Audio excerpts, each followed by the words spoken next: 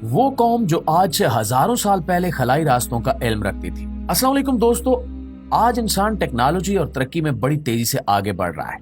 अगर हम पिछले 100 साल की तारीख ही उठाकर देखें तो महज एक सदी के अंदर इंसानों ने कई सदियों जितना फासला तय करते हुए बड़ी तेज रफ्तार तरक्की हासिल की है। इस वक्त इंसानी तरक्की इस मैराज पर पहुंच चुकी है कि हम 2026 यानी 2 साल के अंदर अंदर मरीख जैसे गैर आबाद और दूर दराज के सयारे को भी इंसानों की रिहाइश के काबिल बनाने की बात कर रहे हैं और इसके लिए मुतल्लिका टेक्नोलॉजीज भी डेवलप कर ली गई। आपको ये जानकर हैरत होगी कि इस दुनिया में एक ऐसी कौम भी गुजरी है जो हम इंसानों से भी कहीं ज्यादा तरक्की याफ्ता और एडवांस थी और हमसे कहीं ज्यादा खला के बारे में इल्म रखती थी। महज खुदा के बारे में ही नहीं बल्कि वो कौम जमीन के राजों के बारे में भी इस हद तक इल्म रखती थी कि इन्होंने परिंदों, जानवरों और पौधों समेत खुद इंसानों की शक्ल सूरत भी अपनी मर्जी के मुताबिक बनाने और बिगाड़ने में निहायत महारत हासिल कर ली थी। ये वो कौम थी जिसे अल्लाह रब्बुल इज्जत ने यूं तबाह बर्बाद किया कि आज इनका जिक्र महज किस्से कहानियों और आसार कदीमा में ही मिलता है।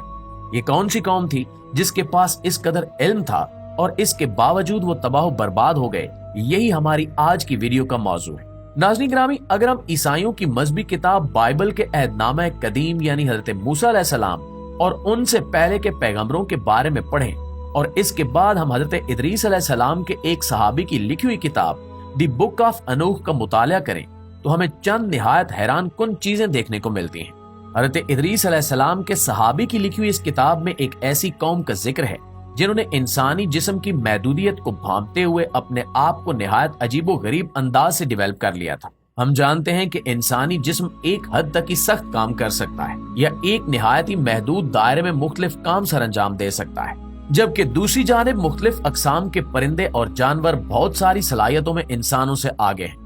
हालांकि इंसान अपनी एक सिफ्त की वजह से पूरी दुनिया की मखलूकात पर हावी कर दिया गया है और ये सिफ्त अकल की सिफ्त है जो अल्लाह ने इंसान को अता फरमाई है। इसके बावजूद जमीन की तारीख में एक ऐसी कौम भी गुजरी है जिसने महज अकल पर इक्तिफा नहीं किया और अकल के साथ साथ जिस्मानी सलाहियतों के एतबार से भी अपने आप को एडवांस करने के लिए उन्होंने अल्लाह रब्बुल इज्जत की तख्लीक को बदलना शुरू कर दिया। ये कौम वैसे तो हजरत आदम अलैहिस्सलाम के जमाने से शुरू हो गई थी,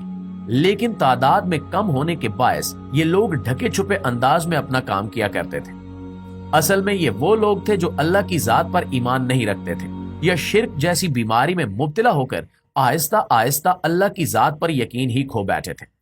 इन लोगों को शैतान ने अपने मकासद के लिए इस्तेमाल किया और इनकी इंसानी औरतों को मुख्तलिफ किस्म के जानवरों के साथ मिलाप करवाते हुए एक नई नस्ल की बुनियाद रख आज की इस दुनिया में हम माहिरीन आसार कदीमा की जानिब से दरियाफ्त शुदा ऐसी कई तहरीरें और तस्वीरें देख चुके हैं जो अहराम मिस्र समेत दुनिया की मुख्तलिफ कदीम तरीन तहजीमों से बरामद हुई हैं। और इन तस्वीरों में हम ऐसे लोगों को भी देख सकते हैं कि जिनका सर और चेहरा किसी जानवर से बेहद मुशाबहत रखता है, जबकि इनका बाकी पूरा जिस्म इंसानों जैसा है। इसके साथ साथ ऐसी भी बहुत सारी तस्वीरें देखने को मिलती हैं जिनमें जिस्म किसी जानवर का और चेहरा इंसान का है। ये सारी की सारी कारगुजारियां दरअसल शैतान की जानिब से इन लोगों को सिखाई गई थी जो अल्लाह ताला की जात के बारे में शकूक व शुबहात और कुफ्र का शिकार हो गए थे। शैतान की जानिब से दी गई इस तबाहकुन टेक्नोलॉजी की मदद से तैयार होने वाली ये कौम न सिर्फ जानवरों जैसी खसूसियात रखती थी बल्कि इनके दीगर अफाल भी दरिंदों जैसे थे।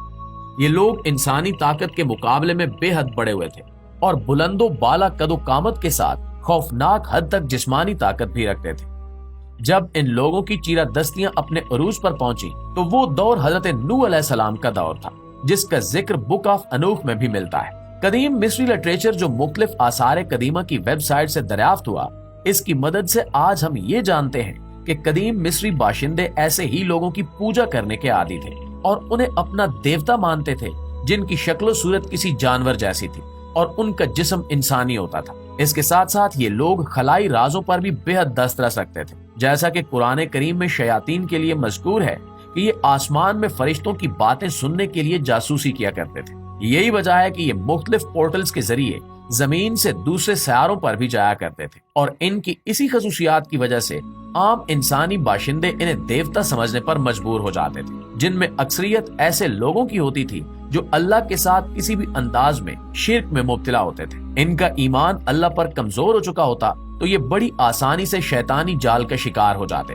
حضرت نوح علیہ السلام کے دور میں جب کئی سو سال کی تبلیغ کے باوجود یہ لوگ راہ ہدایت کی طرف نہ آئے اور انہوں نے یہ شیطانی علوم نہ چھوڑے تو پھر اللہ تعالیٰ نے زمین کو پاک و صاف کرنے کا ارادہ کر لیا۔ یہ وہی دور تھا جب یہ لوگ اپنی تعداد میں کثرت کی وجہ سے پوری دنیا پر غالب آ چکے تھے اور ہر لحاظ سے غرور اور تکبر میں مبتلا ہو چکے تھے۔ ان کی ہدایت کی کوئی امید باقی نہیں رہی تھی۔ ان کی کثرت کی وجہ سے ان کو نیست و نابود کرنے کا ایک ہی طریقہ بچا تھا کہ پوری دنیا کو اللہ تعالیٰ پانی سے صاف کر دیتا۔ لیکن اگر یہ عذاب ایک ساتھ پوری نسل انسانی پہ نازل ہوتا تو وہ انسان جو اس طرح کی کسی بھی شیطانی کارگزاریوں میں شریک نہیں ہوئے تھے وہ بھی صفحہ ہستی سے مٹ جاتے اور یوں نسل انسانی کا ہی خاتمہ ہو جاتا۔ جب حضرت نوح علیہ السلام کی تبلیغ اپنے عروج پر پہنچ گئی اور یہ بات واضح ہو گئی کہ یہ لوگ ہدایت نہیں پا سکتے، تب اللہ تعالیٰ نے حضرت نوح علیہ السلام کو ایک بڑی کشتی تیار کرنے کا حکم دیا جس کے 3 حصے رکھے گئے۔ ایک حصے میں حضرت نوح علیہ السلام کے ماننے والوں کو سوار ہونے کا حکم دیا گیا،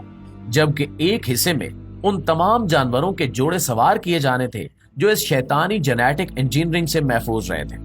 جبکہ تیسرے حصے میں دنیا بھر میں موجود پودوں اور نباتات کی وہ تمام اقسام رکھی جانی تھی جو اپنی اصل شکل میں موجود تھی۔ اسی کشتی کی تعمیر کے دوران بھی ان کفار نے جو شیطان کے پیروکار تھے حضرت نوح علیہ السلام کا بہت مذاق اڑایا،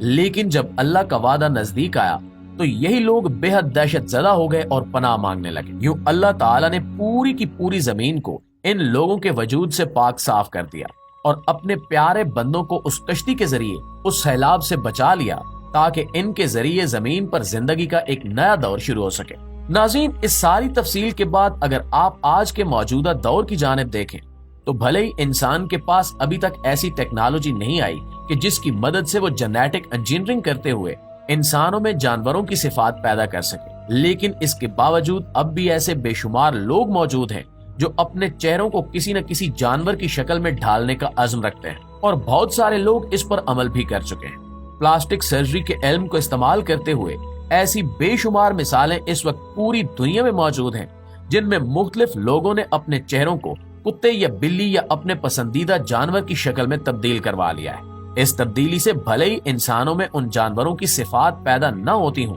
لیکن چونکہ ان کا باطن آلودہ ہو چکا ہے تو یہ امید کی جا سکتی ہے کہ جلد ہی شیطان انہیں اپنے جال میں پوری طرح جکڑتے ہوئے ایک بار پھر اسی شیطانی کارخانے کا آغاز کر دے گا جس کے نتیجے میں ایک بار پہلے بھی طوفان نوح آ چکا ہے۔ البتہ اس بار عذاب کسی اور شکل میں ہوگا اور اللہ تعالیٰ حضرت عیسیٰ علیہ السلام اور مسلمانوں کے لشکروں کے ذریعے ان کو نیست و نابود فرما دیں گے اور یوں پوری دنیا میں محض اسلام کا بول بالا رہ جائے گا۔ اس کے بعد پھر ایک ایسا دور آئے گا جب زمین پر اللہ کا نام لینے والا کوئی نہیں رہے گا اور پھر اللہ تعالیٰ ان لوگوں پر قیامت قائم کرے گا، جیسا کہ نبی اکرم صلی اللہ علیہ وآلہ وسلم کی حدیث کے الفاظ ہیں کہ قیامت زمین کی تاریخ کے بدترین لوگوں پر قائم کی جائے گی۔